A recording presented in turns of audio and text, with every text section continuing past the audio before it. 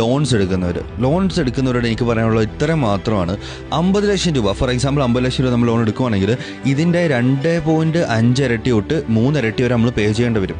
Just നമുക്ക് apps ഉണ്ട് പറയാം. ഞാൻ കഴിഞ്ഞ ദിവസം ചെക്ക് ചെയ്തപ്പോൾ 50 ലക്ഷം രൂപയ്ക്ക് നമ്മൾ ലോൺ എടുക്കുകയാണെങ്കിൽ ഇതുപോലെ ഒരു ക്ലയൻറ്റ് വന്നു ആക്ച്വലി. അപ്പോൾ സംസാരിച്ചപ്പോഴത്തേക്കാണ് വന്നത് 50 ലക്ഷം രൂപ നമ്മൾ ലോൺ എടുക്കുവാണെങ്കിൽ 30 വർഷം കൊണ്ട് ഇവർ അടയ്ക്കേണ്ട എമൗണ്ട് എന്ന് പറയുന്നത് 1,38,00,000 രൂപയാണ്.